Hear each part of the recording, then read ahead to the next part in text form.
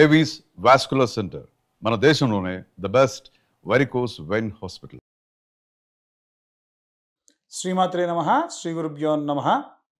ద్వాదశ రాశుల వారికి కూడా అక్టోబర్ 1వ తారీఖు నుండి 15వ తారీఖు వరకు ఎలా ఉండబోతుంది, ఎలాంటి పరిస్థితుల్లో ఉంటారు, ఎలాంటి నియమ నిబంధనలు పాటించాలి, ఏ మంత్రం చదివితే మంచిది, ఏ దేవతారాధన చేస్తే మంచిది అనేటువంటి విషయాన్ని ఇప్పుడు మనం తెలుసుకుందాం.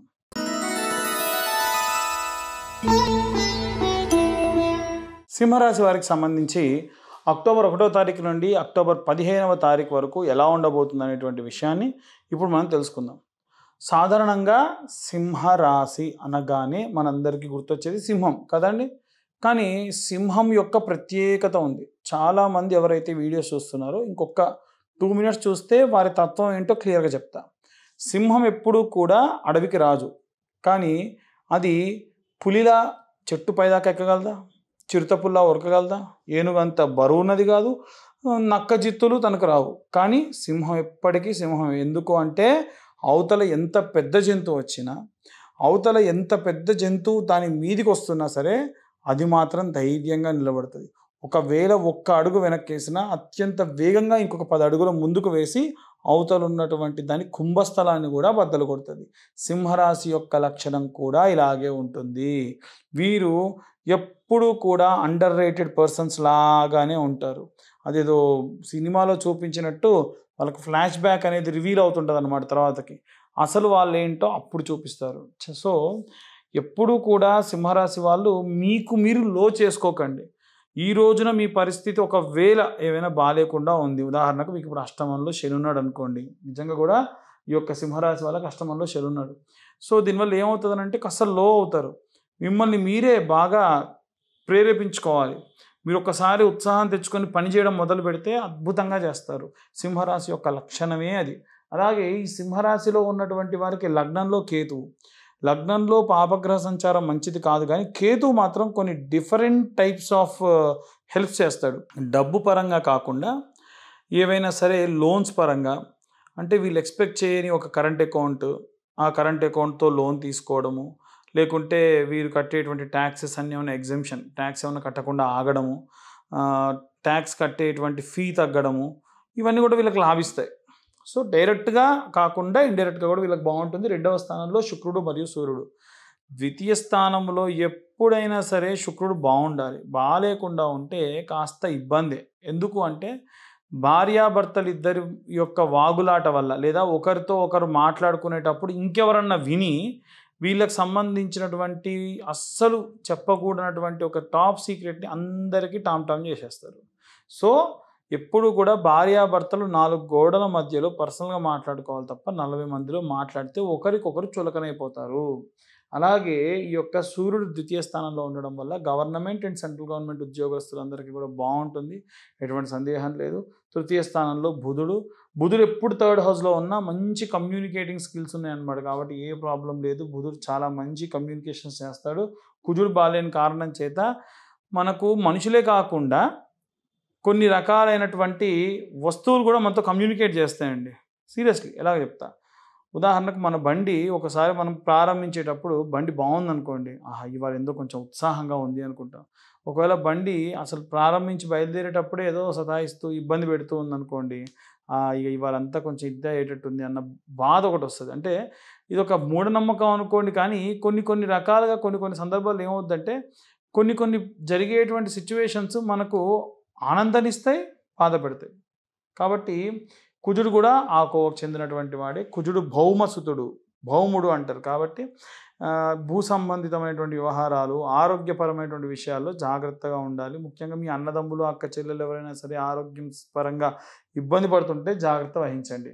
అలాగే సింహరాశి వారికి సంబంధించి సప్తమంలో రాహువు, 7th హౌస్లో రాహు, ఇందాక చెప్పుకున్నట్టుగా భార్యాభర్తలు ఇద్దరి మధ్యలో వాగులాట కామన్గా అవుతుంది. 8th హౌస్లో శని, అష్టమంలో శని ఉన్నప్పుడు ఆపరేషన్స్, యాక్సిడెంట్స్ ఇవన్నీ కూడా కామన్గా అవుతాయి. ఇప్పుడున్నటువంటి టైం ఎలా ఉందంటే మీ ఇంట్లో మీరు అలా కుర్చీలో కూర్చున్నా ఆ కుర్చీ ఇరిగిపోయి మీరు కింద పడతారు. అంటే మీరు ఎక్కడో బయటికి వెళ్ళి ఇదవుతారని కాదు, ఇంట్లో మీరు సాదాసీదాగా ఉన్నా మీకు జరిగే పరిస్థితులు జరుగుతూనే ఉంటాయి.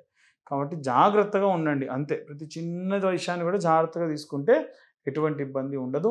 అలాగే ఈ యొక్క ఏకాదశ స్థానమునందు గురుగ్రహ సంచారం మంచి ఫలితాలు ఇస్తుంది. పిల్లల పరంగా, ఉద్యోగస్తులకి అందరికి కూడా బాగుంటుంది.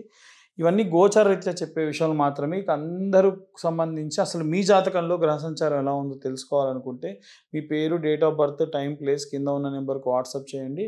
ఖచ్చితంగా 60 నుంచి 70 పేజీల్లో డీటెయిల్డ్గా జాతకం మీకు పంపించడం PDF రూపంలో, తర్వాత దాంతో డీటెయిల్గా మాట్లాడడం కూడా జరుగుతుంది. ఇంకా అన్ని వర్గాల వాళ్ళు ఏ రెమెడీస్ తీసుకోవాలి, ఏ మంత్రం చదవాలనే విషయాన్ని ఇప్పుడు మనం తెలుసుకుందాం. సాధారణంగా ఏంటంటే మనల్ని కాంటాక్ట్ చేసి మెసేజ్ పెట్టి అడుగుతున్నటువంటి కొన్ని క్వశ్చన్స్, పోయిన వారము అంతకు ముందు నెలలో ఒక వీడియో చేశాం. దాంట్లో పితృదోషాలకు సంబంధించి కూడా చెప్పడం జరిగింది. అసలు ఎవరికి పితృదోషాలు ఉంటాయని చాలామందికి అనుమానాలు ఉంటాయి. ఎవరైనా సరే ఇంట్లో 60 సంవత్సరాలు నిండకుండానే చనిపోతూ ఉన్నారు అలాగే అనుకోండి, అదొకటి కారణం పితృదోషాలకి. ఎవరైనా సరే పిల్లలకు కంటిన్యూగా లేట్ మ్యారేజెస్ అవుతున్నాయి, అది పితృదోషాలకు కారణం. పెళ్ళిళ్ళు అవుతున్నాయి, పుట్టే పిల్లలు అసలు పుట్టట్లేదు, పుట్టినా కానీ అంగవైకల్యంతో కానీ ఆటిజంతో కానీ పుడుతున్నారు అనుకోండి, అది కూడా పితృదోషాల్లో కారణమే. భ్రూణ హత్య చేస్తే కూడా పితృదోషమే. నాకు ఇప్పుడు ఇంట్రెస్ట్ లేదు, పిల్లల్ని పెంచేటువంటి ఉద్దేశం లేదు అనుకొని ఎవరైనా సరే ఈ యొక్క అబార్షన్స్ చేయించుకుంటే అది కూడా పితృదోషమే. ఇవాళ రేపు ఏంటంటే లివింగ్ రిలేషన్షిప్లో ఉండి ఒక అమ్మాయిని నేను పెళ్లి చేసుకోవాలి, ఒక అబ్బాయిని నేను పెళ్లి చేసుకోవాలి అనుకోవడము, వాళ్ళ మనస్సును చాలా కఠినంగా బాధ పెట్టడము, తిట్టడము, కొట్టడం లాంటివి చేస్తే అప్పుడు ఖచ్చితంగా స్త్రీ దోషం అనేటువంటిది వస్తుంది, స్త్రీ శాపం అనేది వస్తుంది. అది కూడా ఈ పితృదోషాలకు వర్తిస్తూ ఉంది. అలాగే మాతృదోషం ఉంటుందా? అది ఎలా ఉంటుంది? తల్లి యొక్క మాతృశాపం ఎలా పెడుతుందని అంటారు. తల్లి శాపం పెట్టకపోయినా కన్న తల్లిని సరిగ్గా చూసుకోకుండా తీసుకెళ్ళి ఓల్డేజ్ హోమ్స్లో వేసిన వారికి కూడా ఈ యొక్క మాతృశాపం లభిస్తుంది. ఇలాంటి వాటన్నిటికీ కూడా గోకర్ణ క్షేత్రంలో విశేషంగా 9 రకాలైనటువంటి పూజలతోని ఈ యొక్క దోషములన్నీ తీసేస్తారు. అందులో భాగంగా సంకల్పము, గణపతి పూజ, అలాగే వసు, రుద్ర, ఆదిత్య, ప్రేత ఆవాహన, ఆ తర్వాతకి మోక్షనారాయణ హోమము, మోక్షనారాయణ బలి పూజ, త్రిపిండి శార్దము, పంచమ పిండాలు, దశమ పిండాలు, అలాగే ఈ యొక్క ప్రాయశ్చిత్త తిలా హోమము, సముద్ర స్నానము, ఇవన్నీ కూడా ఉంటాయి. ఇవన్నీ కూడా చేయడం వలన ఆ దోషం అనేటువంటిది పోతుంది. ఎవరైతే ఈ దోషాలతోని బాధపడుతూ ఉన్నారు, ఇంకా నేను చాలా ఉన్నాయి, దాంట్లో కొన్ని మాత్రమే చెప్పాను. ఆసక్తి కల వారు కాంటాక్ట్ చేయొచ్చు. వారు గోకర్ణ క్షేత్రానికి వచ్చినప్పటి నుండి వారికి ఫుడ్, అకామిడేషన్, పూజంతా కూడా మేమే దగ్గరుండి చూసుకోవడం జరుగుతుంది. ఆసక్తి కలవారు కింద ఉన్న నెంబర్కి కాంటాక్ట్ చేయొచ్చు.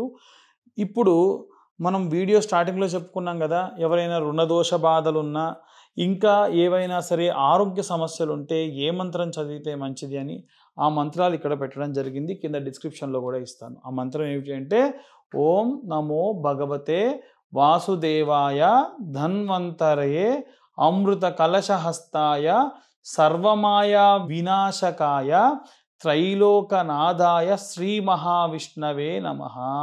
మరొకసారి మంత్రం చెప్తున్నాను, బాగా వినండి.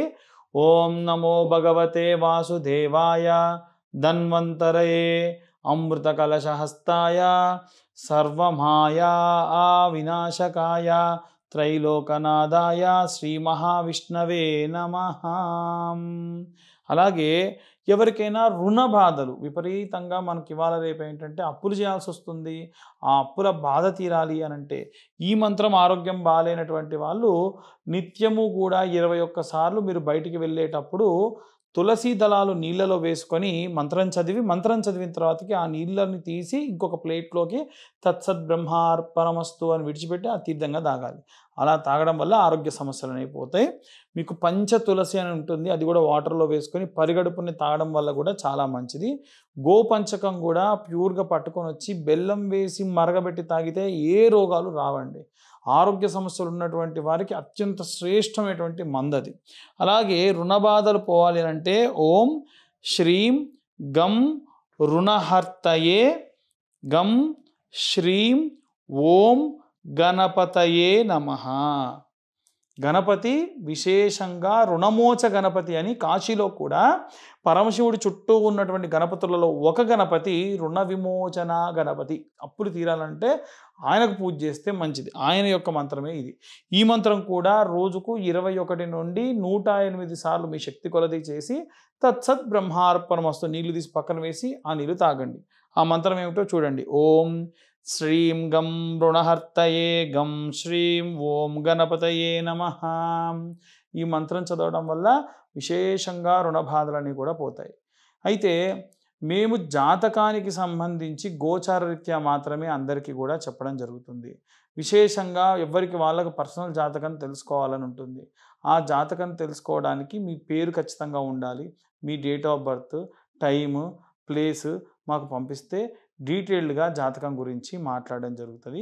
అయితే మేము జాతకం రాయడానికి గాను మాకు ఖచ్చితంగా 3 గంటల సమయం పడుతుంది. చాలామంది ఇవాళ ఇచ్చి మళ్ళీ 3 గంటల్లో ఫోన్ చేస్తారు. ఇప్పటి వరకు ఎంతోమంది జాతక సంబంధితమైనటువంటి కాల్స్ తీసుకొని ఉంటాం కాబట్టి కొంచెం ఆలస్యం కావచ్చు. కొంచెం ఓపిక పడితే ఖచ్చితంగా జాతకాలు డీటెయిల్డ్గా మీకు అందించడం జరుగుతుంది. దీనికి గాను నేను ఛార్జ్ చేయడం రూ. 2025 ఛార్జ్ చేయడం జరుగుతుంది. ఒక పీడిఎఫ్ మీకు డీటెయిల్డ్గా పంపిస్తాను. అలాగే ఈ జాతక దోషములన్నిటితో పాటుగా ఇంకా ఏవైనా సరే కొంతమంది ఆఫీసులకు వెళ్తూ ఉంటారు, బయట పొలం పనులకు వెళ్తూ ఉంటారు. ఏవైనా సరే అంటే మన ఛానల్లో నా వీడియోస్ ఎక్కువగా చూసేటువంటి వాళ్ళు దిగువ మధ్యతరగతి కుటుంబీకులు ఉన్నారు కాబట్టి ఎవరైతే డబ్బులు వెచ్చించి జాతకం చెప్పించుకుంటారో జ్వాలాముఖి మాల ఇవ్వడం జరుగుతుంది. జ్వాలాముఖి అనంటే అగ్నిపర్వతం పగిలి బయటికి వచ్చినటువంటి లావా ఏదైతే ఉందో రాళ్ళ మీద పడ్డ తర్వాతకి దాన్ని కార్వింగ్ చేసి చేస్తారనమాట. అది విశేషమైనటువంటి శక్తి కలది. దానికి అంటు ముట్టు శౌచం ఏమీ ఉండదు. కాబట్టి సాధారణంగా కూడా వేసుకోవచ్చు. ఎవరైతే జాతకం చెప్పించుకుంటారో వాళ్ళకి ఆ జ్వాలాముఖి మాల కూడా ఇవ్వడం జరుగుతుంది. సాధారణంగా ఆ మాల ఒక్కటే నేను కొనడమే రూ. 1100 పెట్టి కొంటాను. ఎందుకు అనంటే ప్రత్యేకంగా ఇబ్బందుల్లో ఉన్న వాళ్ళకి ఏదో నాకు తోచిన సహాయం చేయాలని నేను ఇది చేయడం జరుగుతుంది. ఆసక్తి కల వారు కింద ఉన్న నెంబర్కి కాంటాక్ట్ చేయొచ్చు. సర్వే జనా సుఖినో భవంతు. స్వస్తి.